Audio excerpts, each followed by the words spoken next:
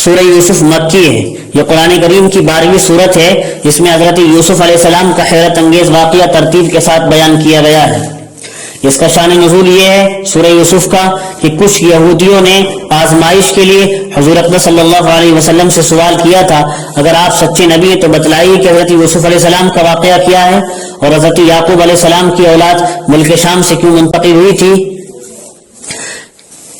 اس کے جواب میں اللہ تعالیٰ نے یہ پوری صورت نازل فرمائی۔ اسی کے ذریعے حضور اکرم صلی اللہ علیہ وسلم نے اسی صورت کے ذریعے حضور اکرم صلی اللہ علیہ وسلم نے تمام واقعات صحیح طریقے پر بیان فرما دیے۔ حضرت یوسف علیہ السلام کا مختصر واقعہ یہ ہے کہ حضرت یوسف علیہ السلام حضرت یعقوب علیہ السلام کے بیٹے، حضرت اسحاق علیہ السلام کے پوتے اور حضرت ابراہیم علیہ السلام کے پڑپوتے ہیں۔ یہ تو ان کی نسبی حیثیت ہے۔ اللہ تعالیٰ نے حضرت یوسف علیہ السلام کو بے مثال حسن و جمال سے نوازا تھا اور آپ کی مبارک پیشانی نور نبوت سے روشن تھی، اس لیے حضرت یعقوب علیہ السلام اپنے 12 صاحبزادوں میں سب سے زیادہ محبت حضرت یوسف علیہ السلام سے فرماتے تھے۔ اسی وجہ سے آپ کے 10 بڑے بھائی آپ سے بغض و حسد رکھنے لگے تھے یوسف علیہ السلام سے۔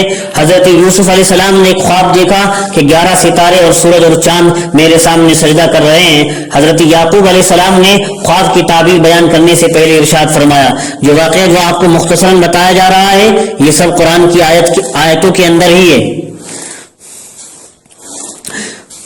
سورج اور چاند 11 ستارے اور سورج اور چاند میرے سامنے سجدہ کر رہے ہیں۔ حضرت یعقوب علیہ السلام نے خواب کی تعبیر بیان کرنے سے پہلے ارشاد فرمایا، انہوں نے اپنا خواب اپنے ابا سے بیان کیا تھا حضرت یعقوب علیہ السلام سے۔ انہوں نے خواب کی تعبیر بیان کرنے سے پہلے ارشاد فرمایا، بیٹا یہ خواب دوسرے بھائیوں سے بیان نہ کرنا۔ یوسف علیہ السلام کو کہا، ورنہ وہ لوگ تمہارے خلاف کوئی تدبیر کریں گے، اللہ تعالیٰ تم کو منتخب فرمائیں گے اور خواب کی تعبیر بھی سکھائیں گے، خوابوں کی تعبیر کا علم دیں گے اور بہت سی نعمتوں سے سرفراز فرمائیں گے۔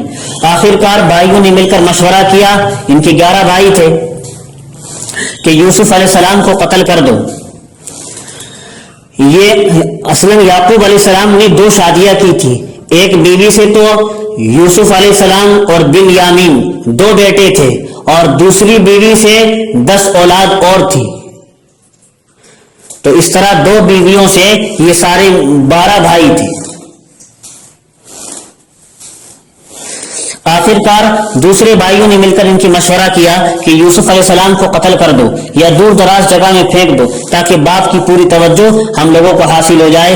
حسب مشورہ حضرت یوسف علیہ السلام کے متعلق والد صاحب سے اجازت لی اور ان کو اپنے ساتھ لے جا کر بھائیوں نے کنعان کے ایک اندھیرے اور سوکھے کنویں میں ڈال دیا۔ مصر جانے والے ایک قافلے نے ان کو کنویں سے نکالا اور مصر کے بازار میں عزیز مصر کے ہاتھ معمولی قیمت میں بیچ دیا۔ اس طریقے سے حضرت یوسف علیہ السلام عزیز مصر کے محل میں قیام پذیر ہو گئے، رہنے لگے۔ اسی دوران عزیز مصر کی بیوی زلیخا آپ پر فریفتہ ہو گئی۔ اس نے آپ کو پھسلانے کی بے انتہا کوشش کی، یہاں تک کہ گناہ کرنے پر آمادہ کرنا چاہا، لیکن معصوم ہستی حضرت یوسف علیہ السلام نے اس کی طرف کوئی توجہ نہیں فرمائی اور اپنے دامن عصمت کو بچانے کے لیے دروازے کی طرف بھاگتے ہوئے آپ کے پچھلے دامن کو زلیخا نے پھاڑ دیا، پچھلے پلے کو زلیخا نے پھاڑ دیا، لیکن وہ اپنے مقصد میں کامیاب نہ ہو سکی اور اللہ تعالیٰ نے حضرت یوسف علیہ السلام کی حفاظت فرمائی۔ عزیز مصر کو حضرت یوسف علیہ السلام کی پاک دامنی کا یقین تھا، اس کے باوجود کچھ مصلحت کے طور پر اپنی بیوی کے کہنے کے مطابق حضرت یوسف علیہ السلام کو جیل خانے میں ڈال دیا۔ اکثر مفسرین کے قول کے مطابق 7 سال جیل خانے میں رہے یوسف علیہ السلام۔ پھر بادشاہ نے ایک عجیب خواب دیکھا جس کی تعبیر درباریوں میں سے کوئی نہیں بتا سکا۔ حضرت یوسف علیہ السلام نے اس خواب کی سچی تعبیر اور اس کے متعلق عمدہ تدبیر بیان فرما دی، جس سے بادشاہ کو بڑی خوشی ہوئی اور اس نے اپنے قاصد کے ذریعے جیل خانے سے رہائی کی خوشخبری بھیجی۔ لیکن حضرت یوسف علیہ السلام پورے طور پر اپنی برات اور پاک دامنی ظاہر ہونے کے بعد جیل خانے سے باہر تشریف لائے۔ آپ کی پرکشش اور باکمال شخصیت کو دیکھ کر بادشاہ نے تمام اختیارات آپ کے سپرد کر دی۔ حضرت یوسف علیہ السلام نے نہایت عدل و انصاف کے ساتھ حکومت مصر کا انتظام فرمایا۔ مصر کی حکومت بھی یوسف علیہ السلام کو مل گئی۔ پھر قحط کے زمانے میں آپ کے بھائی بھی مصر سے غلہ لینے کے لیے آئے۔